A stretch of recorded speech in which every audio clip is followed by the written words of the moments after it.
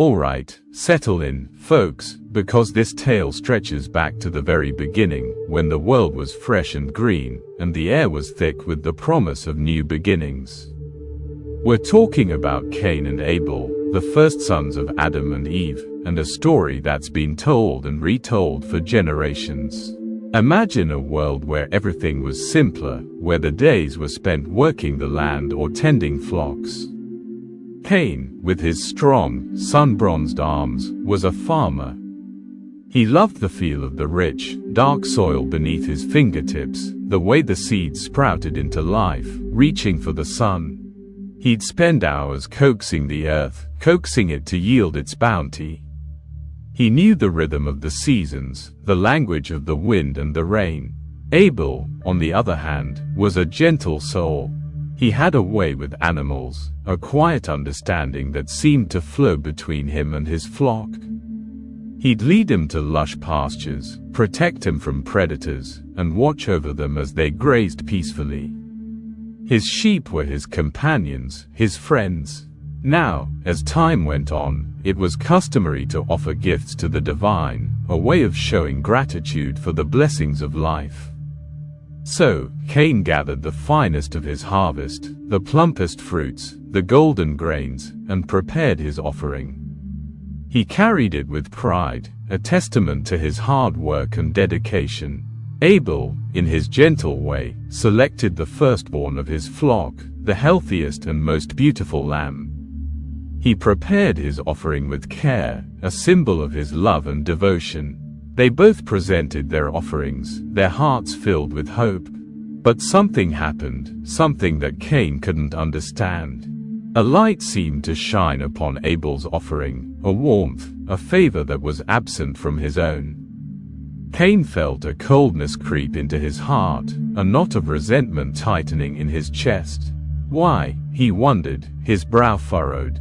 Why him? Why not me? He looked at his brother, so serene and peaceful, and a wave of anger washed over him. He felt overlooked, unappreciated, his efforts seemingly dismissed.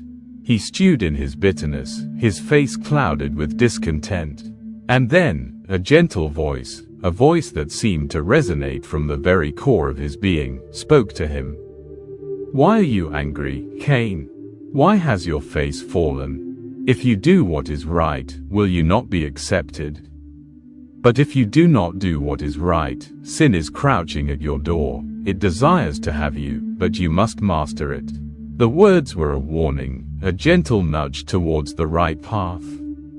But Cain, consumed by his jealousy, couldn't hear them. He let the darkness take root in his heart, the whispers of resentment growing louder and louder. He looked at Abel, his brother, his flesh and blood, and a dark plan began to form. He invited Abel to walk with him in the fields, away from the watchful eyes of their parents, away from the peaceful grazing of the flock. Abel, trusting and innocent, followed his brother, unaware of the storm brewing within Cain's soul. They walked in silence, the only sound the rustle of the wind through the tall grasses. And then, in a moment of blind rage, Cain struck his brother down. The silence that followed was heavy, broken only by Cain's ragged breaths.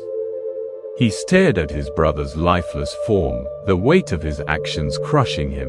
"Where is your brother Abel?" the voice boomed, echoing through the empty fields. Cain, his voice trembling, replied, "I do not know. Am I my brother's keeper? What have you done?" The voice thundered. "Listen, your brother's blood cries out to me from the ground. Now you are cursed from the ground, which opened its mouth to receive your brother's blood from your hand. When you work the ground, it will no longer yield its crops for you. You will be a restless wanderer on the earth." Cain was filled with terror.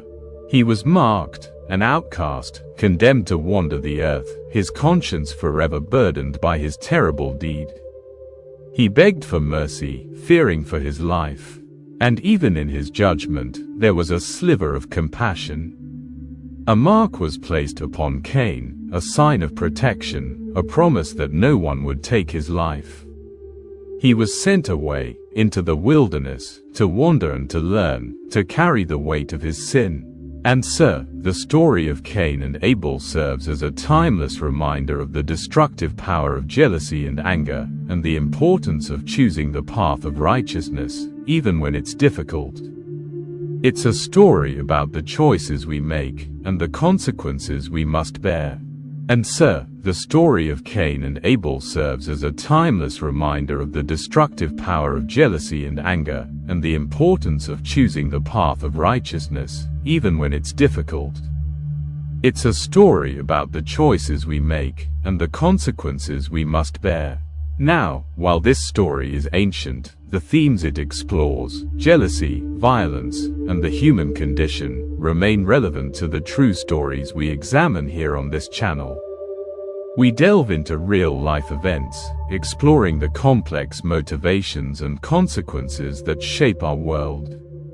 If you're fascinated by true stories, the raw and unfiltered accounts of human experience, then subscribe and hit the notification bell. We have many more compelling narratives coming your way. If you have any true story suggestions, please leave a comment. Please like and share this video. And remember, even in the most ancient of tales, we find truths that resonate with our own reality. See you in the next video.